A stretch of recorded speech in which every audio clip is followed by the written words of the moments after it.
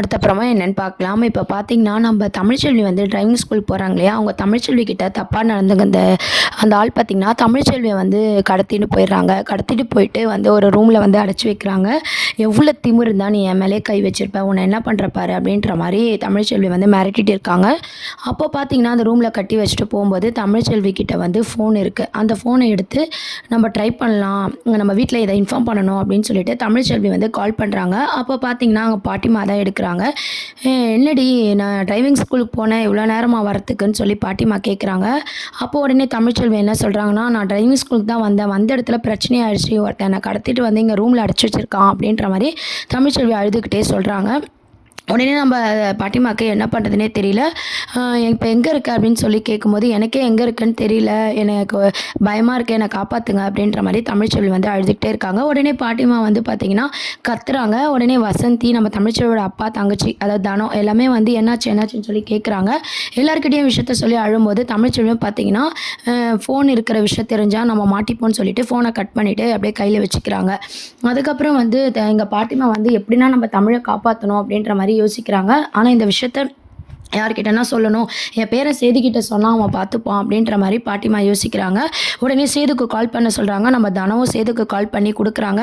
உடனே அம்மாச்சி வந்து அழுகுறாங்க. என்னாச்சு பாட்டி அப்படின்னு சொல்லி கேட்கும்போது, இந்த மாதிரி தமிழ்ச்செல்வியை கடத்திட்டாங்கப்பா அப்படின்ற மாதிரி சொல்கிறாங்க. என்னாச்சு அப்படின்னு சொல்லி சேது கேட்கும்போது, டிரைவிங் ஸ்கூலுக்கு போனான். அங்கே போன இடத்துல ஏதோ இந்த மாதிரி அவன் தப்பாக நடந்துக்கிட்டான், அதை தட்டி கேட்டதுனால இப்படி பழி வாங்கிட்டான் அப்படின்ற மாதிரி சொல்லும்போது ஒன்றுமே புரியல, அழுதுட்டு பேசிகிட்டு இருக்காங்க. உடனே சேது வந்து, "நான் வரேன் இருங்க" அப்படின்ற மாதிரி ஃபோனை கட் பண்ணிவிட்டு கிளம்புறாங்க. இந்த பக்கம் பார்த்திங்கன்னா ஐஸ்வர்யாவுக்கு வயிறு வலின்றதுனால நாட்டு வைத்தியம்லாம் வந்து பார்த்திங்கன்னா மோகனா கிட்ட வந்து கேட்டு தெரிஞ்சு நம்ம சேது பார்த்திங்கன்னா ஐஸ்வர்யாவுக்கு பண்ணிகிட்டு இருக்கும்போது தான் இந்த ஃபோன் வருது இல்லையா? அதனால ஐஸ்வர்யா கிட்ட, "நீ இதை பண்ணிட்டு இரு, நான் வந்துடுறேன்" அப்படின்னு சொல்லிட்டு உடனே சேது வந்து அவசர அவசரமாக போகிறாங்க. உடனே ஐஸ்வர்யா வந்து, "என்ன ஆச்சு மாமாவுக்கு? நல்லா தானே இருந்தார், அதுக்குள்ளே எங்கே போகிறாரு?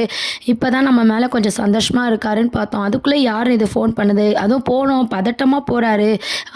பாட்டிமா தான் கால் பண்ணியிருப்பாங்க. என்ன ஆச்சுன்னு தெரியலேன்னு" சொல்லி ஐஸ்வர்யா ஒரு பக்கம் வந்து டென்ஷனாக இருக்காங்க. சேதுவும் ஒரு பக்கம் டென்ஷனாக வந்து பார்த்திங்கன்னா நம்ம தமிழ் வீட்டுக்கு போகிறாங்க. தமிழ் வீட்டுக்கு போனோன்னா நம்ம அம்மாச்சியை பார்த்து, "என்னாச்சு" அப்படின்னு சொல்லி கேட்கும்போது இந்த மாதிரி தமிழ்ச்செல்வி ஃபோன் பண்ண விஷயத்த எல்லாத்தையும் சொல்கிறாங்க. உடனே சேது வந்து என்ன பண்ணுறாருன்னா, தமிழ்ச்செல்வி கால் பண்ண அந்த நம்பரை வச்சு டேஸ்ட் பண்ணி தமிழ்ச்செல்வி இருக்கிற இடத்த கண்டுபிடிக்கிறாரு.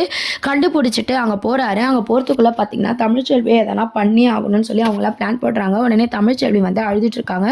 "எனக்கு 2 குழந்தை இருக்குடா, என்னை விட்டுருங்க, எனக்கு நிறைய பொறுப்பு இருக்குது, நீங்கள் தப்பு பண்ணுறீங்க, இதுக்கெல்லாம் நீங்கள் பதில் சொல்லி ஆகணும்னு" சொல்லி தமிழ்ச்செல்வி எமோஷ்னலாக அழுகுறாங்க. இருந்தாலும் பார்த்திங்கன்னா நம்ம சேது வந்து அந்த அட்ரஸை நோக்கி வந்து போயிட்டுருக்காங்க.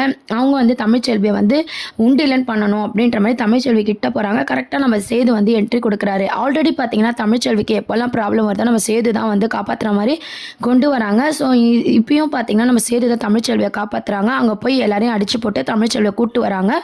போலீஸ்லேயும் பார்த்தீங்கன்னா எல்லாரையுமே வந்து சரண்ட் பண்ணுறாங்க. இந்த மாதிரி தமிழ்ச்செல்வி கிட்ட தப்பாக நடந்துக்கிறாங்க, டிரைவிங் ஸ்கூலுன்ற பேரில் பொண்ணுங்க கிட்ட தப்பாக நடந்துக்கிறாங்கன்னு சொல்லிட்டு அங்கே இருக்கிறவங்களெல்லாம் அரெஸ்ட் பண்ண சொல்லிட்டு தமிழ்ச்செல்வி வந்து வீட்டுக்கு கூப்பிட்டு போகிறாரு சேது. வீட்டுக்கு கூப்பிட்டு போய் தமிழ்ச்செல்வி வீட்டில் விட்டதும் பாட்டிமாக்கெலாம் பார்த்தீங்கன்னா தமிழ்ச்செல்வி பார்த்தத பிறகு தான் உயிரே வருது. எல்லாரும் தமிழ்ச்செல்வியை பிடிச்சி அழுதுட்டு இருக்காங்க. உடனே சேதுக்குமே இது ரொம்பவே கஷ்டமாக இருக்குது. அப்புறம், "நான் கிளம்புறேன், வந்த வேலை முடிஞ்சிச்சுன்னு" சொல்லி சேது கிளம்பும்போது தமிழ்ச்செல்வி பார்த்தீங்கன்னா சேது கிட்ட, "ஒரு நிமிஷம் இருங்க" அப்படின்னு சொல்லிட்டு, "ரொம்ப தேங்க்ஸ் என்னை காப்பாற்றினதுக்கு" அப்படின்ற மாதிரி தமிழ்ச்செல்வி சொல்கிறாங்க. சேதுவும் பரவாயில்ல இருக்கட்டும்னு சொல்லிட்டு கிளம்புறாரு. வீட்டுக்கு போனதும் பார்த்தீங்கன்னா ஐஸ்வர்யா வந்து, "எங்கே மாமா போனீங்க? ஏன் சட்டெல்லாம் கிழிஞ்சிருக்கு?" அப்படின்ற மாதிரி கேட்குறாங்க. "எதனா பிரச்சனையா மாமா? உங்களுக்கு எதனா என்ன ஆச்சு?" அப்படின்ற மாதிரி கேட்டுட்டு இருக்கும்போது நம்ம சேது வந்து நடந்த விஷயத்தெல்லாம் வந்து ஐஸ்வர்யா கிட்ட சொல்கிறாரு. ஐஸ்வர்யா கிட்ட வந்து சொல்கிறாரு, "என்னாச்சு?" அப்படின்னு கேட்கும்போது, இந்த மாதிரி தமிழ்ச்செல்வியை கடத்திட்டாங்க. அவள் டிரைவிங் ஸ்கூலுக்கு போன இடத்துல தப்பாக நடந்துக்கினா, அங்கே அவள் தட்டி கேட்டதுனால பார்த்தீங்கன்னா கடத்திட்டாங்க. நான் தான் போய் காப்பாற்றி கூப்பிட்டு வீட்டில் இட்டுட்டு போய் விட்டு வந்தேன்னு சொல்லும்போது, "அச்சச்சோ, இப்போ தமிழ்ச்செல்வி நல்லா இருக்காங்களா?" அப்படின்னு சொல்லி ஐஸ்வர்யா வந்து விசாரிக்கிறாங்க. நல்ல வேளை அவங்களுக்கு எதுவுமே ஆகலைன்னு சொல்லி சேதுவும் ஐஸ்வர்யாவும் பேசிகிட்டு இருக்கும்போது, ஈஸ்வரி வந்து, "என்ன உங்கள் ரூமில் ஒரே சவுண்டாக இருக்குன்னு" சொல்லி வந்து கேட்கும்போது, ஐஸ்வர்யா வந்து நடந்த விஷயத்தெல்லாம் தமிழில் கடத்தப்பட்ட விஷயத்தெல்லாம் வந்து ஈஸ்வரி கிட்ட சொல்லிட்டு இருக்காங்க. "போச்சு சனியன்னு விடாமல் இந்த சேது எதுக்கு போய் காப்பாற்றுறான்? என்ன இருந்தாலும் முதல் பொண்டாட்டி மேலே அவனுக்கு அக்கறை தான்" அப்படின்ற மாதிரி ஈஸ்வரி வந்து கோவப்படுறாங்க. உடனே ஐஸ்வர்யா வந்து, "யாருக்கு என்ன நடந்தாலும் நம்ம இப்படிலாம் பேசக்கூடாது ஆண்டி, நம்ம நல்லது தான் நினைக்கணும்" அப்படின்னு சொல்லி ஐஸ்வர்யா சொல்லிட்டு இருக்காங்க. உடனே ஐஸ்வர்யா போனதும் நம்ம சித்ரா வந்து ஈஸ்வரி கிட்ட என்ன ஐஷு கொஞ்சம் கொஞ்சமாக அந்த பக்கம் தாவிட்டு இருக்கா, ஐஷு இருக்கிறதே சரியில்லை, உடனே நம்ம ஐஷுவை நம்ம பக்கம் மாற்றணும் அப்படின்ற மாதிரிலாம் பேசிகிட்டு இருக்காங்க. அது மட்டும் இல்லாமல் ஐஷுவை சேர்ந்து வாழ்ந்தால் மட்டும்தான் நம்ம நினச்ச பிளானில் இந்த வீட்டில் ஒன்று ஒன்றா ஐஷுவை வச்சு நடத்த முடியும், இந்த ஐஷு இப்படிலாம் இருந்தால் வேலைக்கே ஆகாது அப்படின்னு சொல்லி ஈஸ்வரியை வந்து பார்த்திங்கன்னா பிளான் போடுறாங்க. அதுக்கப்புறம் பார்த்திங்கன்னா நம்ம சேது வந்து ராஜாங்கத்துக்கிட்டேயும் நடந்த விஷயத்தெல்லாம் சொல்கிறாங்க. இதை கேட்டு வீட்டில் இருக்க எல்லாருமே ரொம்பவே ஷாக் ஆகுறாங்க. தமிழ்ச்செல்வி நல்லா இருக்கால அப்படின்ற மாதிரிலாம் கேட்குறாங்க. உடனே அந்த காருக்கு ஒரு டிரைவர் போட்டால் என்ன அப்படின்ற மாதிரி யோசிக்கிறாங்க. ஆனால் அது தமிழ்ச்செல்வி எப்படி எடுத்துப்பாங்கன்னு தெரியல அப்படின்ற மாதிரிலாம் யோசனையில் இருக்காங்க. எல்லாரும் இந்த மாதிரி பேசிகிட்டு இருக்கும்போது பார்த்தீங்கன்னா நைட்டில் வந்து நம்ம ஐஸ்வர்யா வந்து படுத்துட்டு இருக்கும் போது கருப்பசாமி வந்து நம்ம ஐஸ்வர்யா வந்து பயமுறுத்துது. நடந்த உண்மையை உனக்குள்ளே மறைச்சிட்ட, நீ தான் தமிழ்ச்செல்வி வாழ்க்கையை கெடுத்துட்ட அப்படின்னு சொல்லி நீ இப்போ உண்மையை சொல்கிறியா இல்லையா, யார்கிட்டனா சொல்கிறியா இல்லையா, இல்லைன்னா உன்னை விடவே மாட்டேன்னு சொல்லி கழுத்தை பிடிச்சி பார்த்தீங்கன்னா ஐஸ்வர்யா பயமுத்திட்டு இருக்க. உடனே ஐஸ்வர்யாவுக்கு என்ன பண்ணுறதுனே தெரியல. உடனே அலறி அடிச்சு எழுந்துடுறாங்க. நம்ம இதை சேது மாமா கிட்ட சொல்லி ஆகணும்னு சொல்லிட்டு போய் சொல்கிறாங்க. மாமா உங்ககிட்ட ஒரு விஷயம் சொல்லணும் அப்படின்னு சொல்லிட்டு சேது வந்து என்ன ஆச்சு, கனவு காண்டியா, தண்ணி குடிச்சிட்டு படு அப்படின்ற மாதிரி சொல்கிறாரு. இல்லை உங்ககிட்ட நான் ஒரு விஷயத்த சொல்லணும்னு சொல்லி சொல்கிறாங்க.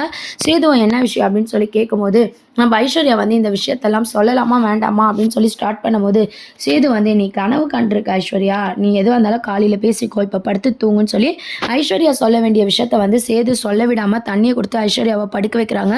நம்மளே உண்மையை சொல்லலாம்னு நினைக்கும் போது சேது மாமா இப்படிலாம் பண்ணிட்டு இருக்காருன்னு சொல்லி ஐஸ்வர்யாவும் அப்படியே பார்த்து தூங்கிடுறாங்க. மறுநாள் ஈஸ்வரி கிட்ட இந்த கனவை பற்றி சொல்லும்போது ஈஸ்வரியும் அப்படி சேது கிட்ட உண்மையை சொல்லிட்டியான்னு சொல்லி பயப்படுறாங்க. இல்லை நான் உண்மையெல்லாம் சொல்லலை, ஆனால் எனக்கு இது மனசில் வச்சுக்கவே ஒரு மாதிரி இருக்குது, யாருக்கு பயப்படுறோமோ இல்லையோ சாமிக்கு பயந்து தான் ஆகணும், இப்போயாவது மாமாவுக்கு உண்மையை தெரிஞ்சால் என்னை மன்னிக்க வாய்ப்பு இருக்கும், ஆனால் எப்போவுமே நான் சொல்லாமல் நான் மாட்டிக்கிட்டால் மாமா என்னை வீட்டை விட்டு அனுப்பிடுவார் அப்படின்ற மாதிரிலாம் ஐஸ்வர்யா சொல்லிட்டு இருக்காங்க. இந்த உண்மையை தெரிஞ்சால் தமிழுக்கே அந்த நிலமைனா நம்மளுக்குலாம் எந்த நிலமை யோசிச்சுப்பாரு, அவசரப்பட்டு நீ உண்மையை சொல்லாத, சாமி வந்துடுதுன்னா அதெல்லாம் உன் கற்பனை தான், சாமிலாம் எங்கள் கனவுல வரல உன் கனவுல மட்டும் வருதா அப்படின்னு சொல்லி ஐஸ்வர்யாவுக்கு வந்து நல்ல அட்வைஸ்லாம் பண்ணி நம்ம ஈஸ்வரி வந்து மாட்டிக்காத அளவுக்கு கிரியேட் பண்ணிட்டு இருக்காங்க. ஐஸ்வர்யாவும் வந்து ஈஸ்வரி அட்ரஸை கேட்டுட்டு இருக்காங்க. ஸோ இந்த மாதிரியான ஒரு சூழ்நிலையில தான் வந்து அடுத்த சின்ன மருமகள் சீரியல் அப்கமிங் ப்ரோமோவாக கொண்டு வராங்க. இருந்தாலும் கருப்பசாமி வந்து அப்பப்போ நம்ம ஐஸ்வர்யா கனவுல வந்து பயமுறுத்துறதுனால ஐஸ்வர்யா வாயில தான் உண்மையை கொண்டு வர மாதிரியான சீன்ஸை வந்து கொண்டு வருவாங்க. இருந்தாலும் சேது வந்து இன்னைக்கு அடுத்த எபிசோட்ல பார்த்தீங்கன்னா ஐஸ்வர்யா கனவுல ஏதோ வளர்றா, அவள் ஏதோ பேசுகிறான்ட்டு அதை பெருசாக எடுத்துக்க மாட்டுறாரு.